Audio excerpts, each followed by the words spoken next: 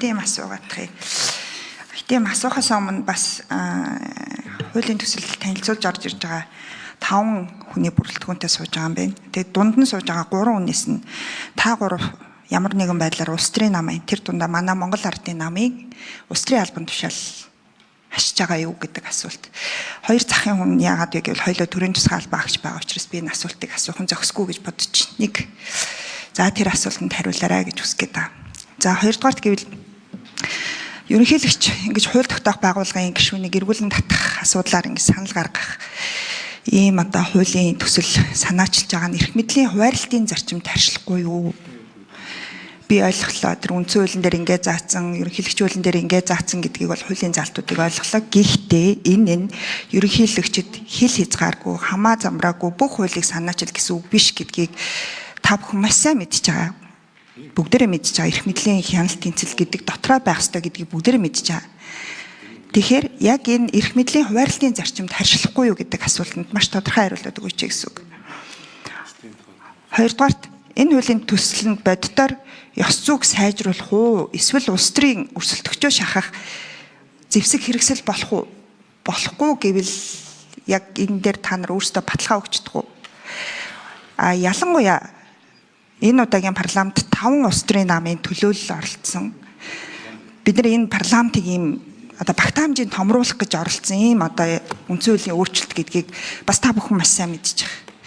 Энэ нь эргээд жижиг бусад улс төрийн намуудыг дөнгөж байж байгаа, дөнгөж парламентод орж ирж байгаа энэ улс төрийн намуудыг яг улс төрийн арга хэрэгсэл болгоод эргээд буцааж тараагаад зөвхөн одоо томоохон улс төрийн намуудын өөрсдийнх нь үзмжээр явдаг ийм одоо улс төрийн хүчин болгож энэ олон намын тогтолцоог чинь сөргөөр нөлөөлөхгүй юу? Энийг юу гэж харж байгаа вэ?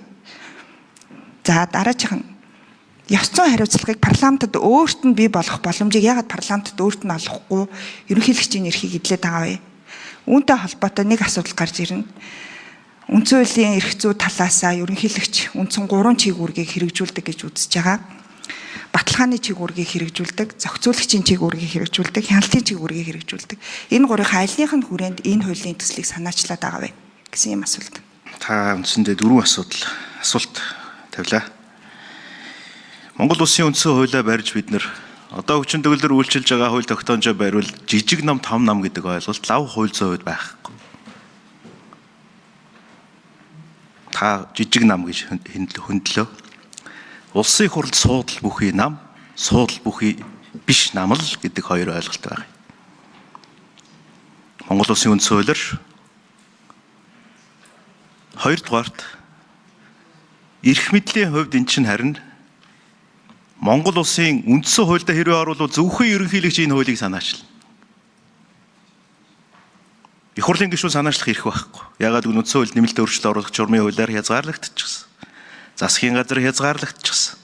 26 дугаар зүйлд байж байгаа хууль санаачлах эрх одоо хүртэл хүчин төгөлдөр байгаа гэж бид нар харж байгаа. Ерөнхийлөгчийн хувьд. Үндсэн хуулиа өөрчилчихөөгүй бол. Өөрчилчүүл тэр бол болно. Мэдээж хэрэг. 3 дугаарт парламентод харин энэ эрхийг үлдээж байгаа юм. Өөрөөр хэлбэл Монгол Улсын ерөнхийлөгч өнгөрсөн хугацаанд 2021 оноос хойш та хэдэн хуулийн төсөл санаачилсан бэ таны хараад үзээрэй. Би хуулийн зөвлөхийн хувьд тэр ажиллаж байхад хууль санаачлах энэ ёс зүйн хувьд хязгаарлалт, хуулиар бол хязгаарлалт байхгүй. Бид нар хийх гэж үзсэн. Гэхдээ бүр хязгааргүй нээчихсэн байгаа. Би түрүүн бас уншиж өгсөн. Хаалт бол хязгаарлалт бол байхгүй байгаа юм байлээ шүү. Энийг их хурл маань өөрсдөө бас анзаарч шийдэх ёстой байх. Яаж шийдэх вэ? Их хурлын өөрийн эрхийн асуудал. Ерөнхийлөгчийн хуулиар бас нээлттэй хууль санаачлах эрх. Энийг үндсэн хуульд 2019 онд оруулсан нэмэлт өөрчлөлтийн дагуу нэмэлт өөрчлөлтийг дагаж мөрөх журмын хуулиар энэ эрхийг санаачлах эрхийг зөвхөн үүргийг буюу эрхийг хүнд өгсөн бэ гэхээр засгийн газар төгссөн. Засгийн газар төгссөн. Ерөнхийлөгч өөрөө санаачлахгүй. 4-дүгээр та бас хэллээ. Ёс зүйн хянах энэ эрх рүү халдаад байгаа юмгүй харин эсэргээр энэ эрхийн их хурл маань өөрсдөө тогтоогооч гэж.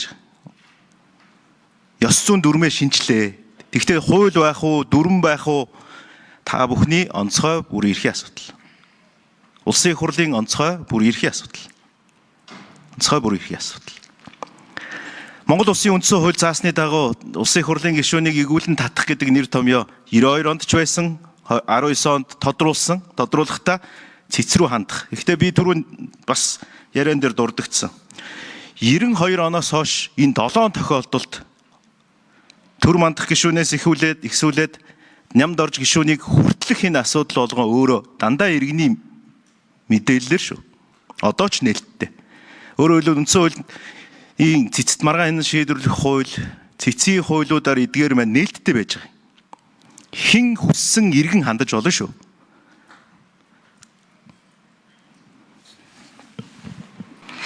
Улс төрийн намын гишүүнчлэлтэй юу? Улс төрийн намын удирдах зөвлөл болон бусад төрлийн албан тушаал улс төрийн намд хашдаггүй Монгол Ардын намд. Улс төрийн намын харьяалт хамаардаг удирдах зөвлөлийн гишүүн үндсэн хуулиар олгогдсон эрхээ эдэлж байгаа. За Монгол Улсын ерөнхийлөгчийн орон нутгаар хариуцсан зөвлөх бол улс төрийн албан тушаалтан байдаг. Намын харьяалтай үндсэн хууль заасан. За дээр нь одоо багварлын гишүүнээр ажиллаж байгаа. За ерөнхийлөгчийн намын газрын хуулийн бодлогын газрын дарга мөнх болд ямар нэгэн улс төрийн намын гишүүнчлэл байхгүй. За би тодруулъя. Би яагаад энэ асуултыг асуусан бэ гэвэл ерөнхийлөгч улс төрийн намын харьяалаасаа түтгэлзэх ёстой байдаг. Үүний эрэхтэй өөрөө түтгэлсэн боловч баг нь тэр чигээр улс төрийн намын албан тушаал улс төрийн намын гишүүнчлэлтэй байгааг бүгдээрээ харж байгаа. Харж байгаа боловч хараагүй юм шиг байсан учраас би өнөөдөр энийг зориуд микрофон дээр асууж байгаа. Бид нар ингэж дандаа бие бинийгээ хуурдаг шít. Ингэж нүглийн нүдийг гурилаар хуурж явдаг шít. Тэгчээд одоо ингэж ийм хууль оруулж ирчээд энийг их хурл өөрөө л мэднэ үзгээд хэрвээ их хурл өөрөө мэднэ гэж байгаа бол тэгвэл та нар энэ хуулиа татаад авчих. Бид нар өөрсдөө мэдээ. Нэг би байр суурь илэрхийлж хүлээж агаарай. Хоёрдугаарт асуултанд маш тодорхой хариул. Яг нэг өөдөөс хичээл заагаад би таны зааж байгаа хичээлүүд би зөндөө сууж ирсэн. Би мэдчихэе. Гэхдээ хэдийгээр үндсэн хуулинд тэгж эрх хэмжээг нь тодорхойгүйгээр ерөнхийлөгчд бүх төрлийн хуулийг санаачлахаар оруулж байгаа гэдэг нь өөрөө одоо бүх хуулийг санаачилж болно гэсэн үг биш гэдгийг та өөрөө маш сайн мэдж байгаа шүү дээ. Багш байж шүү дээ. Та асуусан учраас л одоо хариулж байгаа шүү дээ. Шалдах хэмжээний нэгээр. Би ажиллаа хийж байгаагийнхаа төлөө ажлын хэсгийн гишүүнээр орж ажиллаж байгаагийнхаа төлөө ямар нэг байдлаар субъектив би өөрийгөө хамгаалж юм хэлж чадахгүй. Татаж авах хэсэг асуувал зөвхөн ерөнхийлөгчийн онцгой бүрийн эрхийн асуудал, хууль санаачлагч. Түүнээс энийг хэн нэгэн идэлхгүй шүү дээ. Энд ажлын хэсэгт орж ирээ суусан би тухайлбал идэлхгүй энэ эрхийг. Монгол Улсын үндсэн хуулийн дэг журмын дагуу байгаа зүйлийг байгаагаар нь л би хэлж байна. Өнөөдөр хэлээгүй. 2019 оны үндсэн хуулийн нэмэлт өөрчлөлтийн хүрээх протоколуудаа би бас бүгдийг нэргэж үзлээ. Яг энэ зөвлөл би хэлж ирсэн юм билээ. Ягаад ч юм. Өнөөдөр би яг тэрийг л хэлж байна танд. За би асуултаа өшөө тодорхой асуугаадах юм. Ерөнхийлөгчийн хууль санаачлах эрх нь ямарваа нэгэн хязгаарлалт байхгүй гэж үндсэн хуулийн дээр заасан гэж та үзэж байгаа юм болвол уг нь бол бид нар Монгол Улсын их хурлд эгийн тухай хуулиараа ерөнхийлөгчийн хууль санаачлах эрхийг буюу тэр дундаа их хурлын тухай хууль, их хурлын эгийн тухай хуулийг хэн санаачлах вэ гэдгийг нь уг нь заасан. Гэхдээ та нар энийг үндсэн хууль зөрчсөн хуулийн залтаа гэж үзэж байгаа бололтой. Тийм учраас ерөнхийлөгч энэ хуулийг санаачлах бүрэн эрхтэй гэж үзэж байгаа бололтой. Тийм гэж үзье. Энэ нь өөрөө парламент гүйцэтгэх засаглал, энэ эрх мэдлийн хяналт тэнцэлд ямарваа нэгэн сөрөг нөлөө авчрах уу? Үүнээс яаж хамгаалах вэ? Ямар нэгэн сөрөг нөлөө авчрах вэ? Чи сөргөөр нөлөөлгүй л гэж асуугаад байна. Хоёрт би түрүүний асуултанд хариулт авсангүй. Ерөнхийлөгчийн 3 чиг үүрэг байгаа. Энэ 3 чиг үүргийн ариланд нь хамаарах юм гэж үзэж энэ хуулийг санаачилж байгаа. Хяналтын чиг үүрэг юм уу? Зохицуулах юм уу? За баасан жаргал гишүүнээ. Би асуултанд хариулъя. Монгол Улсын үндсэн хуулийн би тодорхой заалтыг л одоо танд уншиж өгөх болох гэдэг байна л да. Тэр нь юу вэ гэхээр Монгол Улсын ерөнхийлөгч хууль санаачлах эрх бүхий субъектийн нэг байгаа. Энийг хуулийн хүрээ хязгаарыг хуулиар тогтооно гэж заасан. Тогтоож байгаа хууль тогтоомжийн таваас нэг эргээд заавал та надаас асуухгүй мэдж байгаа бах. Энийг засах эрх бол танд байж байгаа. Хоёрдугаарт та бас түрүү хэллээ. Ерөнхийлөгчийн аль чиг үүрэг гэж. Энэ шинжлэх ухааны нэр томьёо ойлголт. Тэгэхээр би одоо тэгээ тайлбарлахаар одоо бас хичээл заасан болчихвол уу яах вэ? Энэ шинжлэх ухааны нэр томьёо. Би тайлбарлаж өгч болно. Энийг бол шинжлэх ухааны үүднээс л тайлбарлахаар одоо хичээл заасан болчих гээд байх шиг байна. 3 дугаарт. За баярлалаа. Байнгын орооны гишүүдтэй хандаж хэлэхэд нэгдүгээрт хуулийн агуулга руу орохоос өмнө энэ хуулийн төслийг өргөн барих хилцэж байгаа процесс өөрөө үндсэн хуулийн зөрчил үүсгэж гин үгүй гэдгийг олж хараасай гэж бодож байгаа. Тийм учраас ерөнхийлөгч өөрт нь хуулиар олгогдоогүй өөрт нь олгогдсон бүрийн эрхээсээ хайлж гэж байгаа. Түрүүн хэдийгээр үндсэн хуулиар заасан бүрийн эрхийн хаан хүрээнд ямар ч хуулийг санаачиж болно гэж тайлбарлсан боловч онол ёсоор ийм биш гэдгийг бүгдээрээ сайн мэдчихэж байгаа энэ сууж байгаа судлаач нар. Дотроо бүгд ингээд өөр өөртөө тэмцэлдээ сууж байгаа байхаа гэж найдаж байна.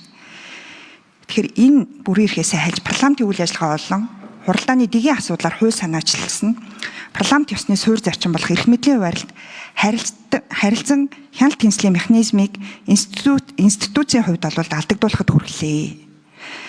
Парламентын үйл ажиллагааны ерөнхийлөгчийн энэ оролцоо нь хууль тогтоох байгууллага дотоод зохион байгуулалтын асуудлаа гагцгүй өөрөө бие даасан байдлаар шийдвэрлэх энэ зарчмыг үндсэндээ бүрэн дүүрэн үгүй хийх гэж байна гэсэн үг.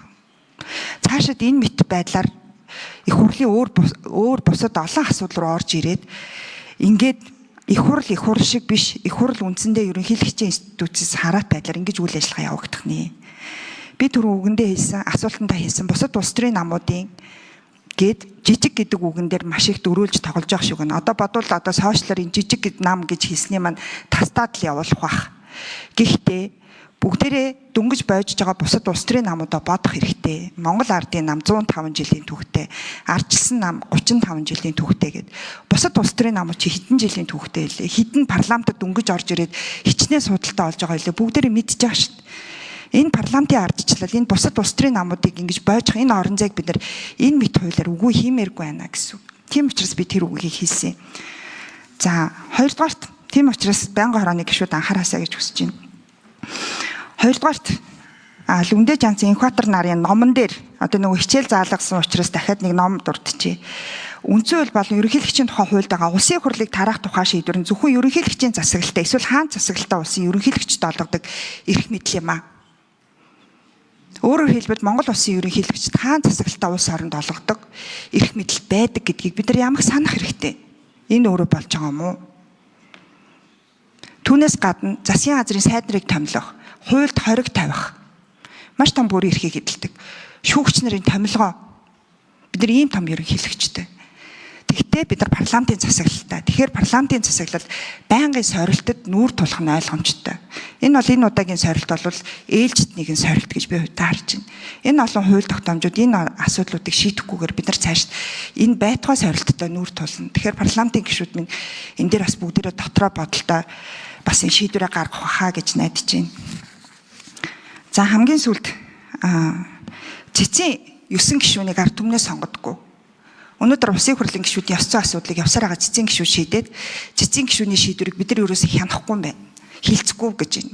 Урд нь хилцдэгчгүй байсан гэд. Тэгээ ард түмнийг бүгдээрээ цэцэд хандаач л гэж уриалаад ах шиг байна. Тэгэхээр цэцэн 9 гишүүний гарт өнөөдөр 126 гишүүн орох. Бүр тим дээрээ тулцсан юм уу? Тийм болтлоо манай засаглал ингэж дороотцсон юм уу? Бас арайч тийм дүгнэлт хийж болохгүй хаа гэж бодож байна.